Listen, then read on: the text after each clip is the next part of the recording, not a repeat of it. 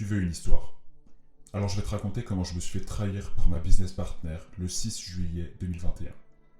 Je me suis fait trahir par Huguette en 2021 et elle est devenue riche grâce à ça, mais cette souffrance est quand même la plus belle des choses qui me soient arrivées ces dernières années.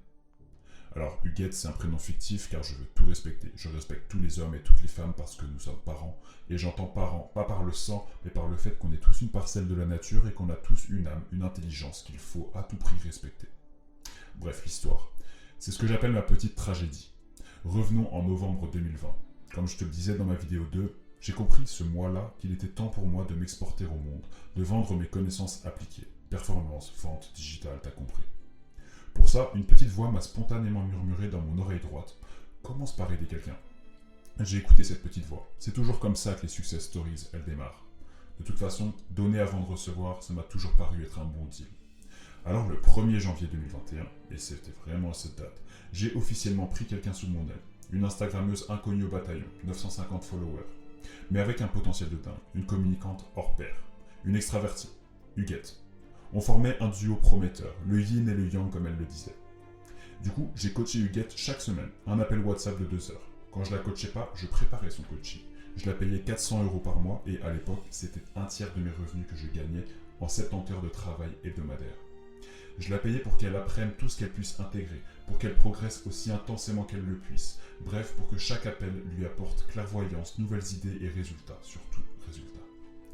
Je la payais aussi quand elle ne pouvait pas travailler. Covid, enfant en bas âge, déménagement fatigant, etc. Je lui donnais tout ça parce que je misais sur le long terme.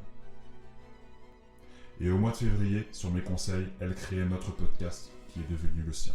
Sujet du podcast, créer un business rentable sur Internet basé sur une stratégie, l'affiliation. Je lui disais comment faire, je lui soufflais ce qu'elle devait dire, je lui pointais du doigt ce que toute la concurrence oubliait de dire. Elle notait et elle appliquait, ça la rendait unique, explosive. Elle était forte. D'ailleurs, j'étais confiant. J'ai payé son micro, la moitié des abonnements divers et d'autres trucs.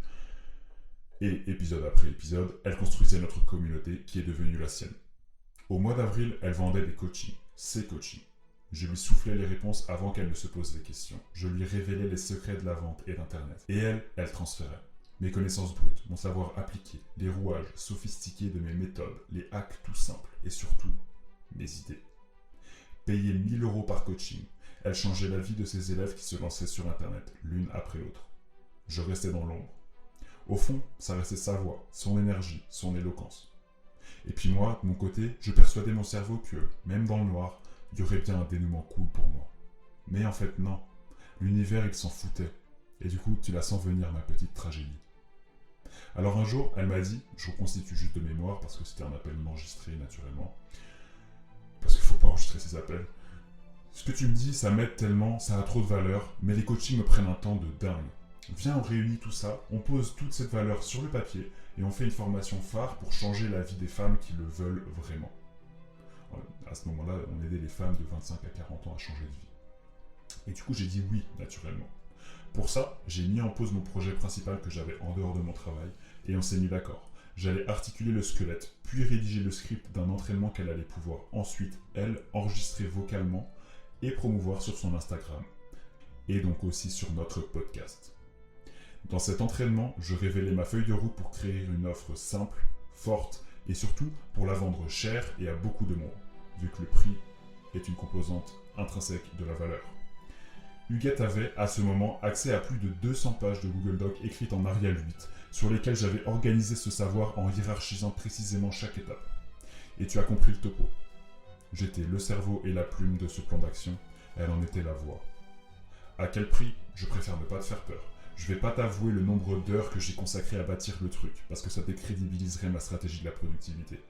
Mais en tout cas, j'avais payé le compte bancaire pour 2, et j'avais acheté pour 400 € de livres que je voulais que l'on envoie comme surprise pour nos futurs élèves.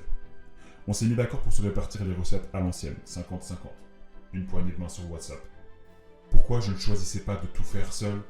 Parce que je me voyais pas encore assez percutant pour parler dans le micro, et parce que j'étais lucide aussi devant la maîtrise d'Huguette.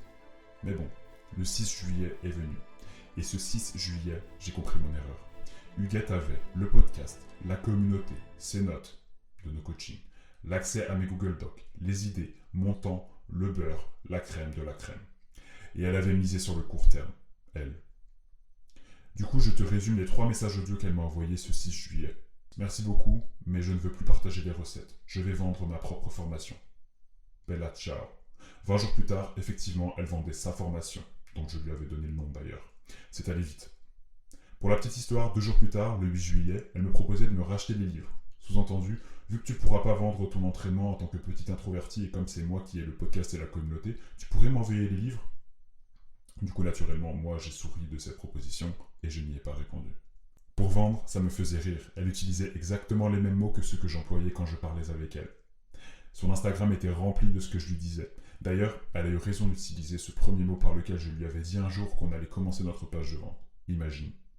Et du coup, de ma petite tragédie, sans vouloir faire ma victime, j'ai retenu 3 choses. 3 leçons que je te partage dans ma vidéo 8.